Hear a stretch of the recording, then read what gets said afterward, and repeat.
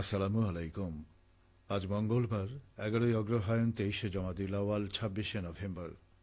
বাংলাদেশ বেতার রাজশাহী। স্থানীয় সংবাদ পড়ছি মাহমুদ শওকাত। রাজশাহী জেলা প্রশাসকের সম্মেলন কক্ষে রাজশাহী বিভাগ ও জেলা পর্যায়ের কর্মকর্তা এবং গণ্যমান্য ব্যক্তিবর্গের সাথে জনপ্রশাসন সংস্কার কমিশনের মত বিনিময় সভা অনুষ্ঠিত হবে।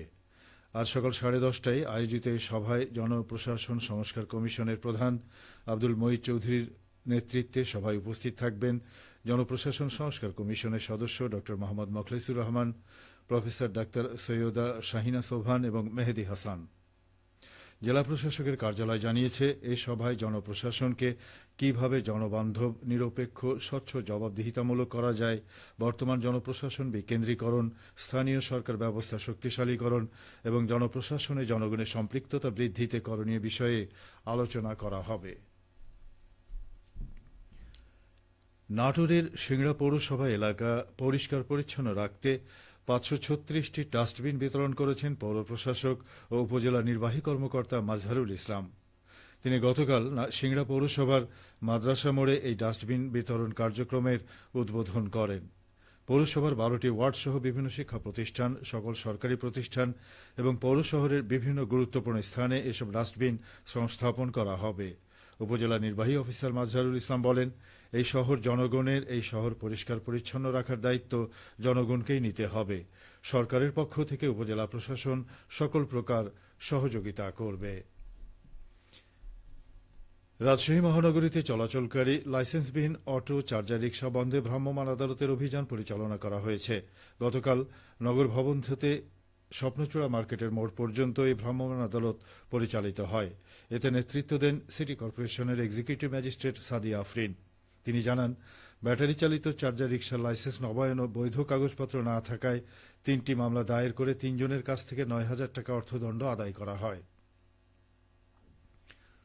এদিকে নগরীর রানীনগর এবং তালাইমারি বউবাজারে মৃত গরুর মাংস বিক্রির দায়ে একজনকে আটক করে 5,000 টাকা অর্থদণ্ড, অনাদায়ে 5 দিন সশ্রম কারাদণ্ড প্রদান করা হয়। এছাড়াও সিএনবি মোড় থেকে শিশু একাডেমি মোড় পর্যন্ত রাস্তার উভয় পাশের সকল প্রকার অবৈধ স্থাপনা উচ্ছেদ করা হয়েছে।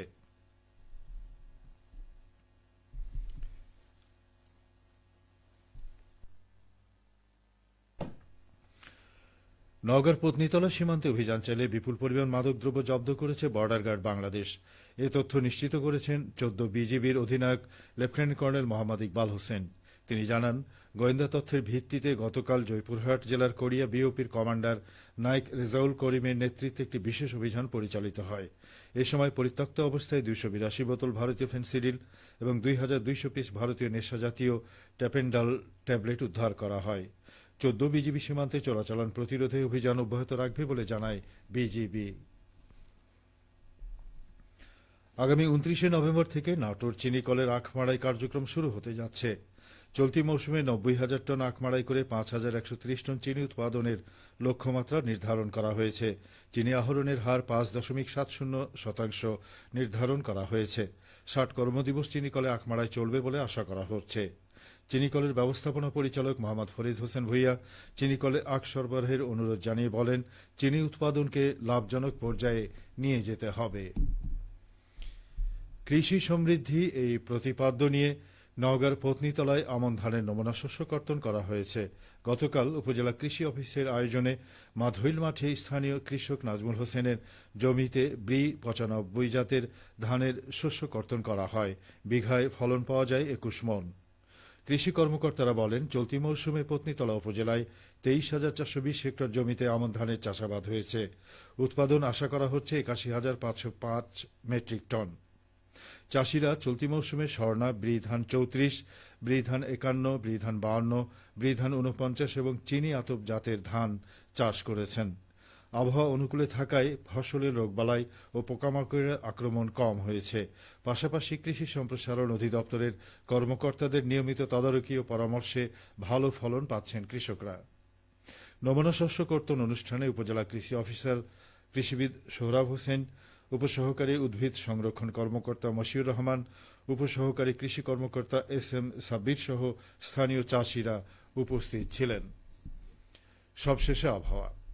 আজ সকাল 6টায় রাজশাহীতে তাপমাত্রা ছিল 14.8 ডিগ্রি সেলসিয়াস। এ সময় বাতাসে আর্দ্রতার পরিমাণ ছিল ৯৮%।